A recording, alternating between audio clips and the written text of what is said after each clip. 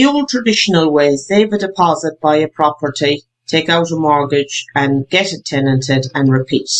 So what has changed since this school of thought?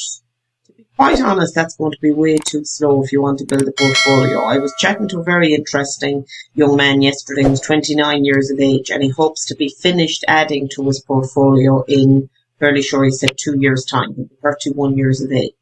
And he gets it because you need that length of time to pay off those mortgages if you're going to have a high income generating portfolio by the time you're in your 50s. Where lots of the people coming to the property game are already in their 40s. I suppose I have two waves of people, if you like. Some of them younger, some of them in their 20s, but a far greater portion of them actually in their 40s, leaving other careers. So when you're in your 40s, it's not feasible to be taking out 20-year mortgages and think you're going to replace your income. It's just going to be way, way, way too slow. But what type of stuff do we teach? First of all, we suggest you do a couple of strategies side by side. So if you want to end up with 3 buy-to-lets, high yielding, they're going to need to be not single lets, they're going to need to be HMOs, they're going to need to be serviced accommodation, maybe student accommodation combined with summertime serviced accommodation. You're not going to make your fortune out of or replace your salary out of 3 or 4 buy-to-let in the standard way. So we need to get you onto the more high-yielding stuff. And then secondly, we need ways to create lump sums, things like flips, assisted sales. We need also the ability to buy a 100 grand property and turn it into €150,000 property. You need to be able to create your own equity. The day of saving a deposit, buying one, adding that and going on to the next one has gone, and that you're just going to be way, way, way too slow. In effect, that's what happened an awful lot of people the last time around, that too high of debt levels when the recession came and they couldn't sustain the loans when rents went down. So interest rates had been really low. That's some amazing trackers, but they still did have very high levels of debt percentage-wise.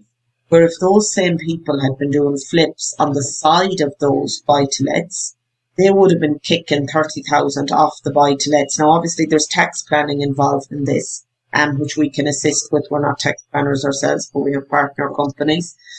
But the simple old way of buy one, add another one next year is not feasible at all. You have to be able to add value. You have to be able to buy distressed property, and you have to be able to do those strategies that are going to get you up into higher percentages. So we have a course called Portfolio Building Accelerator, which is specifically what it says on the tin. I suppose it's an accelerator. It gets you buying those units much faster than you would have otherwise. By going off market, by getting delayed completions, by doing lease options, by doing all of these strategies which are specific to Ireland. A lot of people have completed training, but it's in the UK. They're not sure what you're allowed to do here, what you can't do here. So all of our strategies are specific to Ireland. And it shows you the bigger picture. And also it works back with a full section in that course on risk management. Because lots of the people I deal with who are insolvent, there's no reason at all that they couldn't have handled that risk better. Move some of their assets that were paid for off to the side. They just left the whole thing in one big melting pot. And unfortunately, when one or two things fall, it's like a domino effect. It pulled everything else down with it. What we would advise, and what happens in traditional financial planning is, as you get on in years, you start to move stuff into cash, so to de-escalate the risk. So you're not making much return on the money that goes into cash in traditional investments. If we take in cash from somebody, it's on an 8 to 10% return per annum. That's because we're doing flips and we're making double that, to be completely transparent. That's why we're paying those kind of returns. But when somebody has cash just on deposit, obviously they're earning next to nothing. But the whole reason assets are turned into cash when you go into your 60s is so that you don't have things that go up or down overnight, because you're planning for your retirement, and if they happen to be down when your month comes, your 65th birthday, your whatever date you've planned for. So in property terms, that's the same thing you need to be doing. You need to be getting your loan to values way, way down, maybe selling off some of the stuff with loans. So the Portfolio Building Accelerator course is exactly that. It shows you how to work through building up a portfolio. But then also, as you have it built, what are you going to do to hold on to that money? See, most people don't not have assets because they don't know how to earn them. Loads and loads of people have earned all the money and lost it again. That's far more common than you think. And it's not just falling property prices. They got involved in other businesses which they didn't know enough about. Bank shares is one of my particular favourites in Ireland. The bank convinced them to gear up their properties, invest the money in bank shares. Again, I've never owned a share in my life because I just think, and I'm an accountant and I read accounts all the time, and that's one of the main reasons I don't have shares, is because you need to really get into the detail. I think in a way there's a lot of pernickety detail in shares and accounts and trends.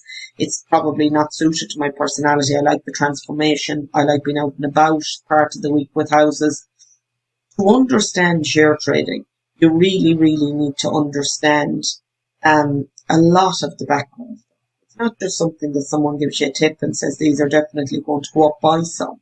I'm all too well aware how we can make accounts look better when we need to borrow money and things, and how the following year all the corrections have to go into the accounts.